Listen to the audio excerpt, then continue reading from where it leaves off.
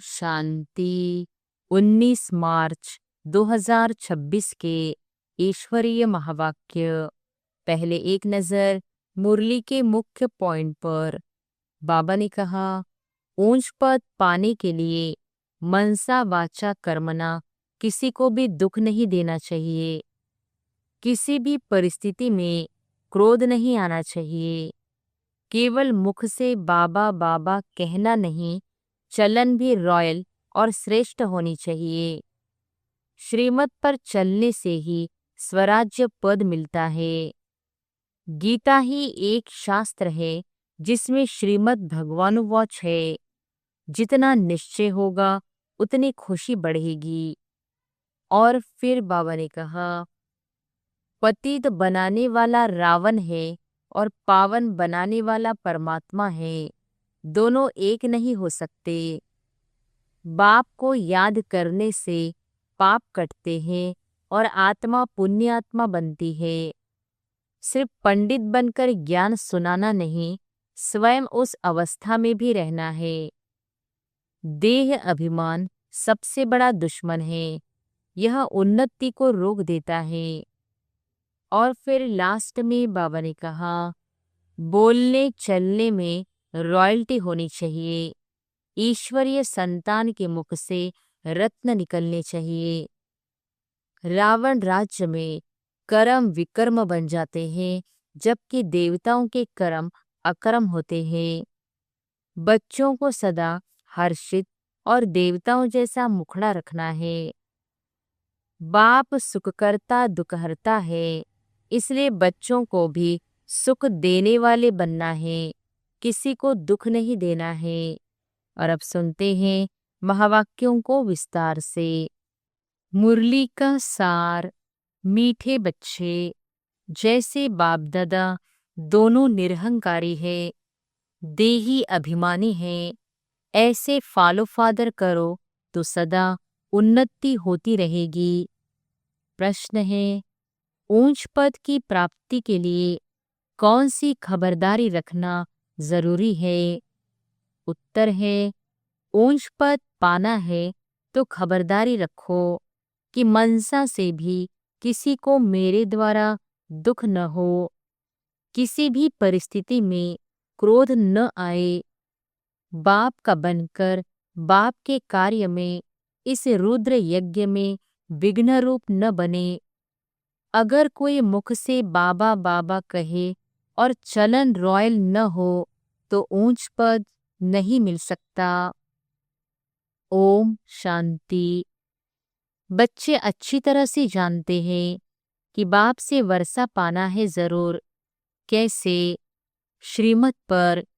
बाप ने समझाया है, एक ही गीता शास्त्र है जिसमें श्रीमद् भगवानुवाच है। भगवान तो सबका बाप है। श्रीमद् भगवानुवाच तो जरूर भगवान ने आकर श्रेष्ठ बनाया होगा, तब तो उसकी महिमा है। श्रीमद् भगवद गीता अर्थात श्रीमद् भगवानुवाच। भगवान तो जरूर ऊंचते ऊंच ठहरा। श्रीमद् भी उस ही एक शास्त्र में गाई हुई है, और कोई शास्त्र में श्रीमद् भगवानुवाच नहीं है। श्रीमद् किसकी होनी चाहिए? वह लिखने वाले भी समझ न सके, उसमें भूल क्यों हुई है, वह भी बाप आकर समझाते हैं। रावण राज्य शुरू होने से ही रावण मत पर चल पड़ते हैं। पहले कड़े ते कड़ी भूल इन रावण मत वालों ने की है। रावण की चमाट लगती है। जैसे कहा जाता है, शंकर प्रेरक है, बॉम्ब शादी बनवाए हैं, वैसे 5 विकारों रूपी रावण प्रेरक है मनुष्य को पतित बनाने का। तब तो पुकारते हैं, पतित पावन आओ। तो पतित पावन एक ही ठहरा ना। इससे सिद्ध है कि पतित बनाने वाला और है, पावन बनाने वाला और है। दोनों एक हो नहीं सकते। यह बातें तुम ही समझते हो। नंबरवार पुरुषार्थ अनुसार। ऐसे मत समझना कि सभी को निश्चय है, नंबरवार है। जितना निश्चय है उतनी खुशी बढ़ती है। बाप के मत पर चलना होता है। श्रीमत पर हमको यह स्वराज्य पद पाना है। मनुष्य से देवता बनने में देरी नहीं लगती है। तुम पुरुषार्थ करते हो, मम्मा बाबा को फॉलो करते हो, जैसे वह आप समान बनाने की सर्विस कर रहे हैं। तुम भी समझते हो हम क्या सर्विस कर रहे हैं और मम्मा बाबा क्या सर्विस कर रहे हैं। बाबा ने समझाया था कि शिव बाबा और ब्रह्मा दादा दोनों इकट्ठे हैं, तो समझना चाहिए कि सबसे नजदीक है। इनका ही संपूर्ण रूप सूक्ष्मवतन में देखते हैं तो जरूर यह तीखा होगा। परंतु जैसे बाप निरहंकारी है, देही अभिमानी है, वैसे यह दादा भी निरहंकारी है। कहते हैं कि शिव बाबा ही समझाते रहते हैं। जब मुरली चलती है तो बाबा खुद कहते हैं कि समझो कि शिव बाबा इन द्वारा सुना रहे हैं। यह ब्रह्मा भी जरूर सुनता होगा। यह न सुने और न सुनाए तो ऊंच पद कैसे पाए। परंतु अपना देह अभिमान छोड़ कहते हैं कि ऐसे समझो कि शिव बाबा ही सुनाते हैं। हम पुरुषार्थ करते रहते हैं, शिव बाबा ही समझाते हैं। इसने तो पतितपना पास किया हुआ है। मम्मा तो कुमारी थी तो मम्मा ऊंच चली गई। तुम भी कुमारियां मम्मा को फॉलो करो। गृहस्थियों को बाबा को फॉलो करना चाहिए। हर एक को समझना है कि मैं पतित हूँ, मुझे पावन बनना है। मुख्य बात बाप ने याद के यात्रा की सिखलाई है। इसमें देह अभिमान नहीं रहना चाहिए। अच्छा, कोई मुरली नहीं सुना सकते तो याद की यात्रा पर रहो। यात्रा पर रहते मुरली चला सकते हैं, परंतु यात्रा भूल जाते हैं तो भी हर्जा नहीं। मुरली चलाकर फिर यात्रा पर लग जाओ, क्योंकि वह वाणी से परे वानप्रस्थ अवस्था है। मूल बात है देही अभिमानी हो, बाप को याद करते रहे और चक्र को याद करते रहे। किसी को दुख न दे, यही समझाते रहे। बाप को याद करो। यह है यात्रा। मनुष्य जब मरते हैं तो कहते हैं स्वर्ग पधारा। अज्ञान काल में कोई स्वर्ग को याद नहीं करते हैं। स्वर्ग को याद करना माना यहाँ से मरना। ऐसे तो कोई याद नहीं करते। अभी तुम बच्चे जानते हो हमको वापस जाना है। बाप कहते हैं जितना तुम याद करेंगे उतना खुशी का पारा चढ़ेगा, वर्षा याद रहेगा। जितना बाप को याद करेंगे उतना हर्षित भी रहेंगे। बाप को याद न करने से मूंझते हैं, गुटखा खाते रहते हैं। तुम इतना समय याद कर नहीं सकते।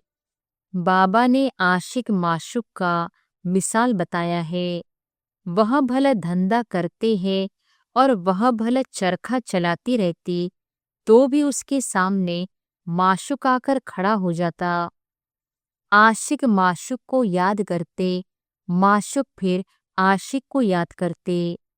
यहाँ तो सिर्फ तुमको एक बाप को याद करना है, वह सबका माशूक है। तुम बच्चे लिखते हो कि बाबा आप हमको याद करते हो।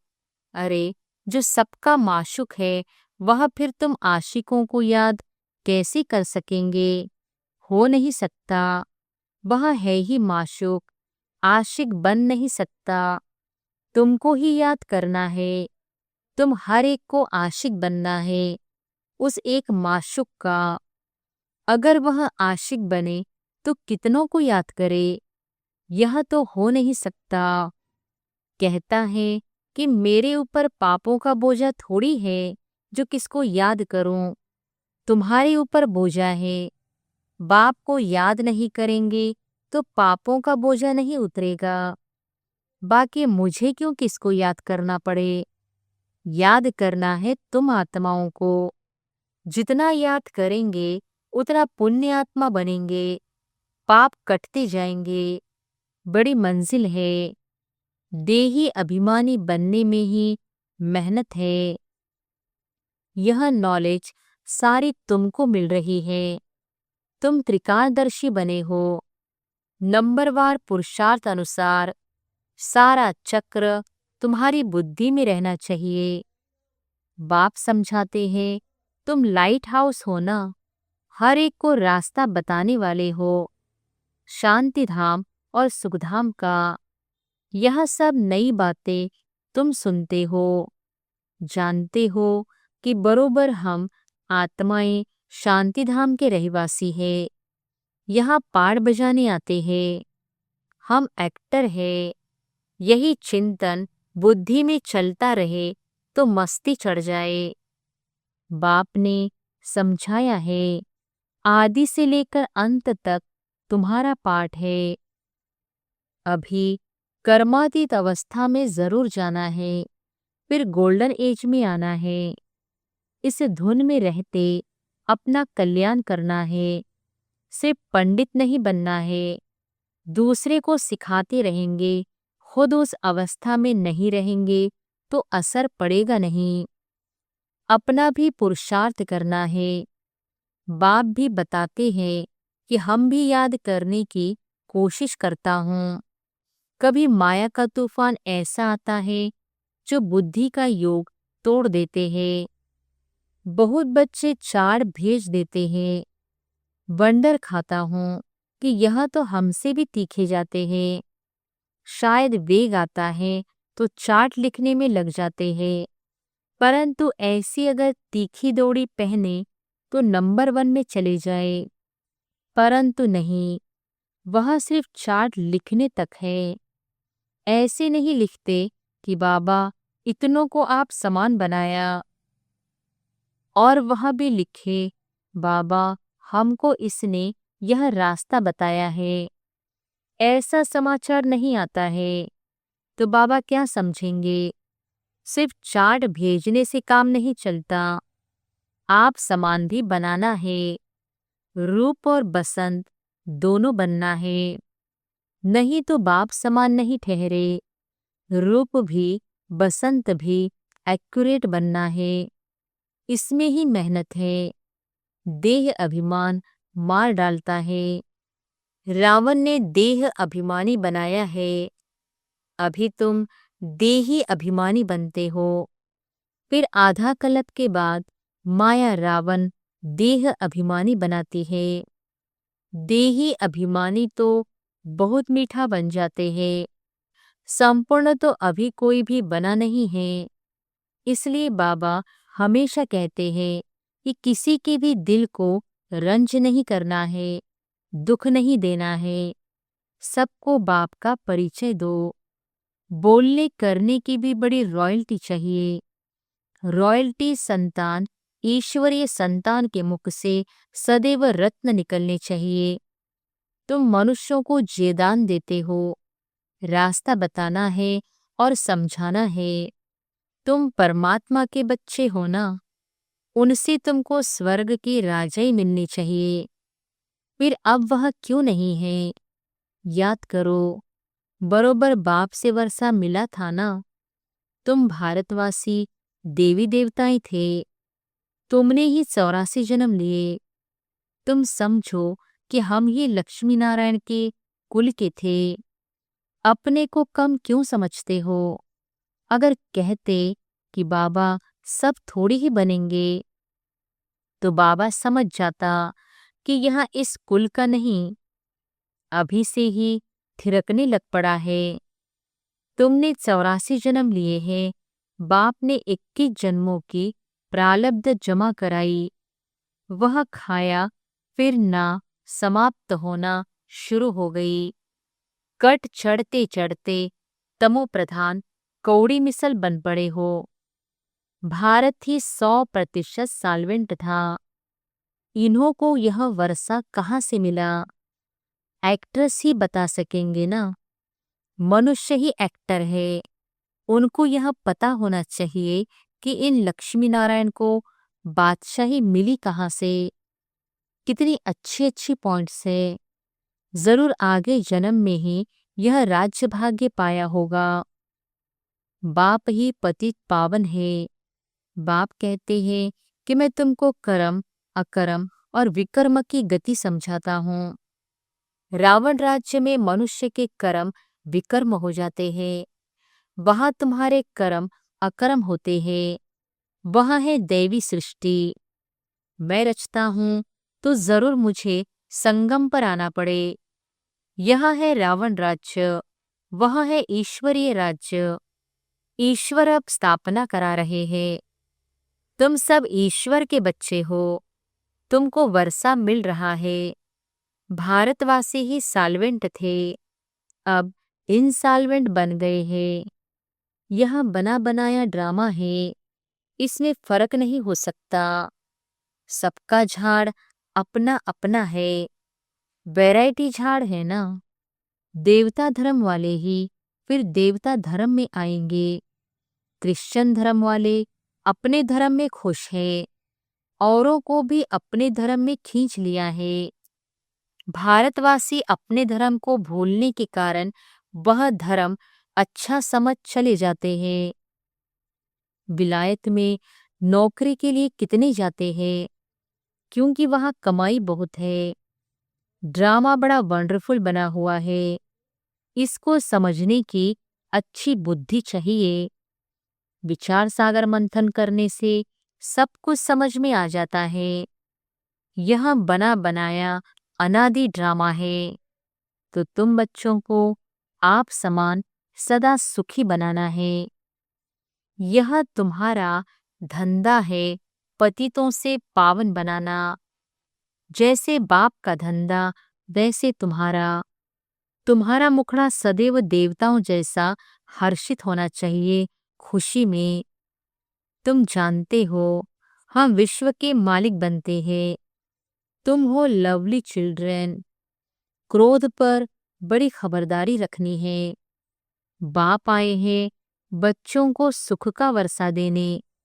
स्वर्ग का रास्ता सबको बताना है। बाप सुख करता दुख हरता है, तो तुमको भी सुख करता बनना है। किसको दुख नहीं देना है। दुख देंगे तो तुम्हारी सजा 100 गुना बढ़ जाएगी। कोई भी सजा से बच नहीं सकता। बच्चों के लिए तो खास ट्रिब्यूनल बैठती है। बाप कहते कि तुम विघ्न डालेंगे तो बहुत सजा खाएंगे। कल्प कल्पांतर तुम साक्षात्कार करेंगे कि फलाने यह बनेंगे। आगे जब देखते थे तो बाबा मना करते थे कि न सुनाओ। अंत में तो एक्यूरेट मालूम पड़ता जाएगा। आगे चलकर जोर से साक्षात्कार होंगे। वृद्धि तो होती जाएगी, आबू तक क्यों लग जाएगी। बाबा से कोई भी मिल नहीं सकेंगे। कहेंगे अहो प्रभु तेरी लीला। यह भी गाया हुआ तो है ना। विद्वान पंडित आदि भी पीछे आएंगे। उन्हों के सिंहासन भी हिलेंगे। तुम बच्चे तो बहुत खुशी में रहेंगे। अच्छा, मीठे मीठे सिकिलधे बच्चों प्रति मात पिता बाप दादा का याद प्यार। ऐसी याद प्यार एक ही बार मिलती है। जितना तुम याद करते हो उतना तुम प्यार पाते हो। विकर्म विनाश होते हैं और धारणा भी होती है। बच्चों को खुशी का पारा चढ़ा रहना चाहिए। जो भी आए उनको रास्ता बताए। बेहद का वर्षा बेहद के बाप से पाना है, कम बात है क्या? ऐसा पुरुषार्थ करना चाहिए। अच्छा, मीठे मीठे सिकिलधे रूहानी बच्चों प्रति रूहानी बाप दादा का याद प्यार और गुड मॉर्निंग। रूहानी बाप की रूहानी बच्चों को नमस्ते। धारणा के लिए मुख्य सार। पहली पॉइंट, बोलने चलने में बहुत रॉयल बनना है। मुख से सदैव रत्न निकालने हैं। आप समान बनाने की सेवा करनी है। किसी के दिल को रंज नहीं करना है। दूसरी पॉइंट, क्रोध पर बड़ी खबरदारी रखनी है। मुखड़ा सदैव देवताओं जैसा हर्षित रखना है। स्वयं को ज्ञान योग बल से देवता बनाना है। वरदान है, पावरफुल दर्पण द्वारा सभी को स्वयं का साक्षात्कार कराने वाले साक्षात्कार मूर्त भव। पावरफुल दर्पण द्वारा सभी को स्वयं का साक्षात्कार कराने वाले साक्षात्कार मूर्त भव। जैसे दर्पण के आगे जो भी जाता है उसे स्वयं का स्पष्ट साक्षात्कार हो जाता है। लेकिन अगर दर्पण पावरफुल नहीं तो रियल रूप के बजाय और रूप दिखाई देता है। होगा पतला, दिखाई देगा मोटा। इसलिए आप ऐसे पावरफुल दर्पण बन जाओ जो सभी को स्वयं का साक्षात्कार करा सको। अर्थात आपके सामने आते ही देह को भूल अपने देही रूप में स्थित हो जाए। वास्तविक सर्विस यहाँ है। इसी से जय जयकार होगी। स्लोगन है, शिक्षाओं को स्वरूप में लाने वाले ही ज्ञान स्वरूप प्रेम स्वरूप आत्मा है। शिक्षाओं को स्वरूप में लाने वाले ही ज्ञान स्वरूप प्रेम स्वरूप आत्मा है। ये अव्यक्त इशारे निश्चय के फाउंडेशन को मजबूत कर सदा निर्भय और निश्चिंत रहो। बाप में तो निश्चय है, लेकिन अपने में भी निश्चय बुद्धि होकर कार्य करो तो फिर विजय ही विजय है। विजय के आगे समस्या कोई चीज नहीं है। फिर वह समस्या नहीं फील होगी, लेकिन खेल फील होगा। खेल खुशी से किया जाता है। कोई कार्य सहज होता है तो कहा जाता यह तो बाएं हाथ का खेल है, अर्थात सहज है। तो यह भी बुद्धि का खेल हो जाएगा। खेल में घबराएंगे नहीं। अच्छा, ओम शांति।